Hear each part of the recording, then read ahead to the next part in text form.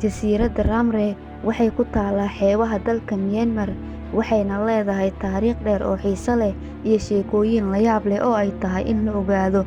Jasiiraddan oo leh muuqaal dabiici ah oo qurux badan, ayaa sidoo kale si weyn loogu yaqaanaa dhacdooyin naxdin leh oo ka dhacay xilligii dagaalkii labaad ee adduunka, taasoo ka dhigaysa meel si gaar ah ay u xiiso geliyaan dadka jecel waxyaabaha qarsoon iyo sheekooyinka cabsida leh. Muuqaalkan wuxuu dib u eegis ku samayn doonaa taariikhda jasiiradda, dhacdooyinka naxdinta leh, iyo sida ay u tahay meel soo jiidasho leh oo loogu talagalay dalxiisayaasha.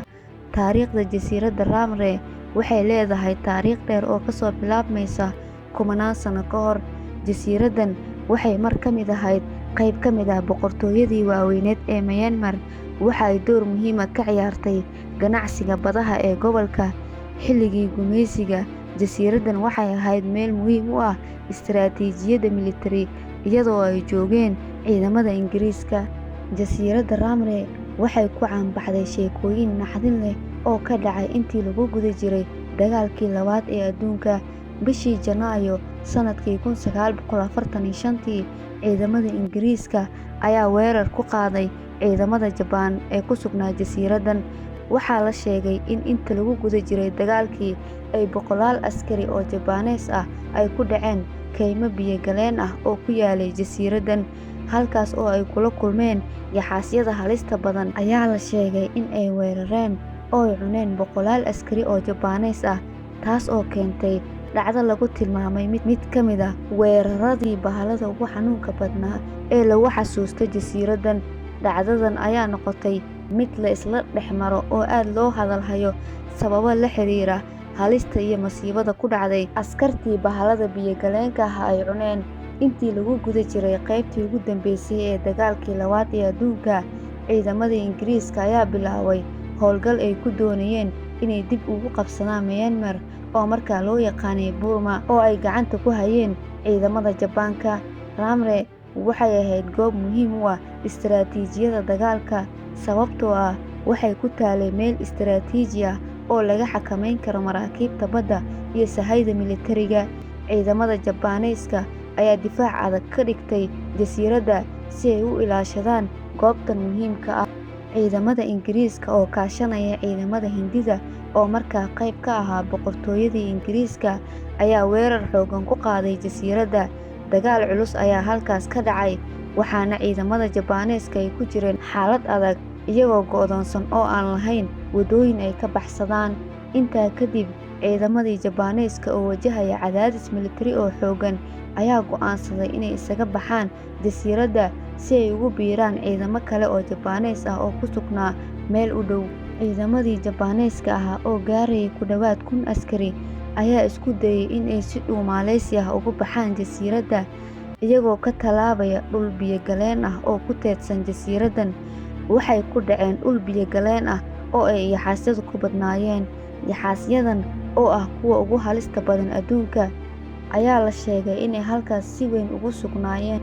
Inta badan ciidamada Jabaaneeska ee ku jiray dhulka biyo-galeenka ah ayaa lagu waramayaa in ay soo weerareen yaxaasyada, kuwaas oo dherer ahaan gaarayay ilaa 7 mitir oo culeyskooduna uu gaari karay ilaa 1,000 kiilogaraam. Xilliga habeenkii ah, yaxaasyadan ayaa la sheegay inay askartii weerareen, halkaas oo ay ka dhaceen dhacdooyin argagax leh oo askartii lagu cunay. Sidoo kale, waxaa la sheegay in boqolaal askar ah lagu la'yahay jasiiraddaas, waxaana qaar badan oo ka mid ah ciidamadii cunay bahaladii yaxaasyada ahaa. Meydad badan oo askartii halkaa ku dhimatay ka mid ahaana lama helin, taasoo qayb ka ah sababta sheekadan ay u tahay mid naxdin leh oo lagu xasuusto jasiiraddan. Qaar ka mid ah askartii meydadkoodii waa la helay, laakiin inta badan waxaa la rumaysan yahay in lagu cunay halkaas, taasoo adkaysay in meydad badan dib loo helo. Sheekadan ayaa laga soo xigtay dadkii ka badbaaday iyo ciidamada Ingiriiska ee goobta ku sugnaa, iyagoo sheegay in ay maqleen qaylo dheer iyo buuqa ka imaanayay askarta Jabaaneeska ee weerarka ku jirtay, taasoo aad naxdin u lahayd. Waxaa la sheegay in dhowr boqol oo askari ah ay halkaas ku dhinteen, taasoo keentay in dhacdadan loo tixgeliyo weerarkii bahalada ugu weynaa ee la diiwaangeliyay. Yaxaasyadu waxay si gaar ah ugu noolaayeen biyaha jasiiradda, gaar ahaan biyo-galeennada webiyada, iyadoo meelo kale oo biyo leh oo ku yaala agagaarka xeebaha. Waxay yihiin nooc si fiican ugu dhex noolaan kara biyaha cusbada leh iyo kuwa macaanka ah, taasoo ka dhigaysa kuwo la qabsan kara deegaanka biyaha jasiiradda Ramree. Marka laga soo tago in badankoodu ay ku nool yihiin biyaha, waxay sidoo kale mararka qaar u guuraan agagaarka kaymaha ama dhulka u dhow biyaha si ay u ugaarsadaan ama ay ugu nastaan halkaas. Waxaa la sheegay in inta lagu guda jiray dagaalku, in yaxaasyadu si aan caadi ahayn ugu soo urureen dhulka biyo-galeenka ah ee ciidamada Jabbaaniiska ay isku dayeen inay ka tallaabaan.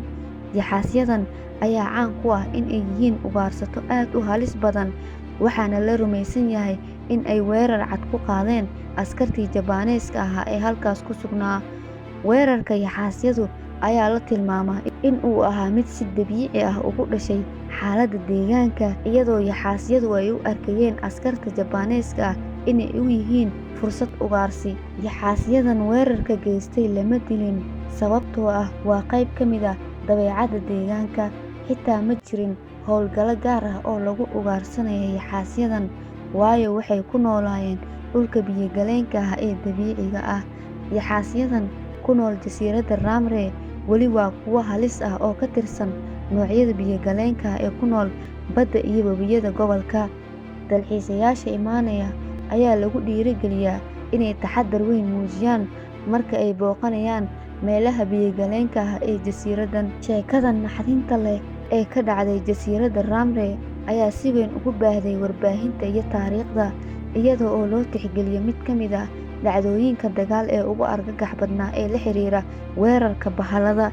Haddana waxay noqotay qayb muhiim ah oo ka mid ah taariikhda jasiiraddan, taas oo soo jiidatay dareenka dad badan oo adduunka ku nool. Sheekadan ayaa ka dhigaysa jasiiradda Ramree mid aan la hilmaami karin, taas oo leh taariikh iyo sheeko la yaab leh oo ku saabsan masiibooyinka dagaalkii labaad ee adduunka.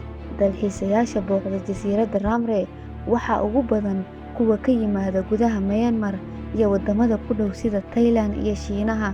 Waxaa sidoo kale jira dalxiisayaal ka socda Yurub iyo Ameerika oo xiiseynaya meelaha taariikhiga ah iyo kuwa qarsoon. Inkasta oo ay jasiiraddu aysan ahayn goob dalxiis oo caan ah sida meelaha kale ee Myanmar, haddana waxay leedahay xiise gaar ah oo soo jiita dadka jecel sahminta iyo baarista goobaha halista ah. Dalxiiska jasiiradda Ramree. Inkastoo jasiiradda Ramree ay leedahay taariikh iyo sheekooyin halis ah, hadda waxaa loo soo booqdaa si tartiib tartiib ah oo loogu dalxiis tagaa. Dalxiisayaasha imaanaya jasiiradda waxaa soo jiita muuqaalka dabiiciga ah ee cajiibka ah ee jasiiraddan, xeebaha quruxda badan, dhaqanka deegaanka soo jireenka ah. Inkastoo aysan jasiiraddu lahayn adeegyada casriga ah ee dalxiisayaasha sida hoteelada badan ama xarumo madadaalo, jasiiradda Ramree waxay leedahay waxyaabo kale oo xiiso leh oo ka dhigaya meel cajiib ah oo la sahmiyo. Inkasta oo sheekada naxdinta leh ee yaxaasku ay tahay mid si weyn loogu xasuusto, waxaa jira dhowr waxyaabood kale oo xiiso gelinaya jasiiraddan in la booqdo.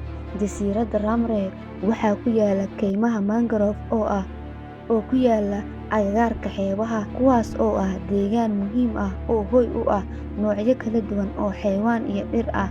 Kaymahan mangrove-ka ayaa leh muuqaal cajiib ah oo dabiici ah, waxaana lagu yaqaanaa inay yihiin meelaha shimbiraha kala duwan, kalluunka, iyo xayawaanada kale biyaha ku nool ay aad ugu badbaadi karaan.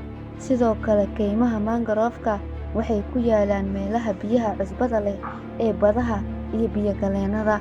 Dhirta mangrove-ka waxay si fiican ugu habboon yihiin inay ku koraan xaaladaha biyaha cusbada leh, waxaana ay leedahay awood ay ku sifeeyaan biyaha cusbada leh si ay u yeeshaan xaalad ku habboon.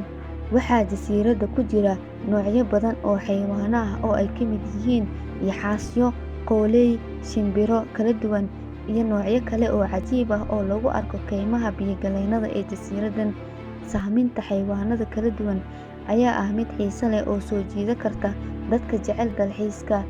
Jasiiradda Ramree waa meel cajiib ah oo leh waxyaabo badan oo xiiso leh: taariikhda dagaalka, dabeecadda dabiiciga ah ee deegaanka, shimbiraha, xeebaha quruxda badan, sahminta biyo-galeennada, iyo dhaqanka deegaanka. ayaa dhammaantooda ka dhigaya jasiiraddan mid xiiso leh oo soo jiidasho leh. Waxay bixisaa fursad badan oo sahmin ah, taas oo ka dhigaysa meel caan ah oo loogu talagalay dadka jecel inay bartaan jasiiraddan oo ay soo mareen taariikhaha hodanka ah.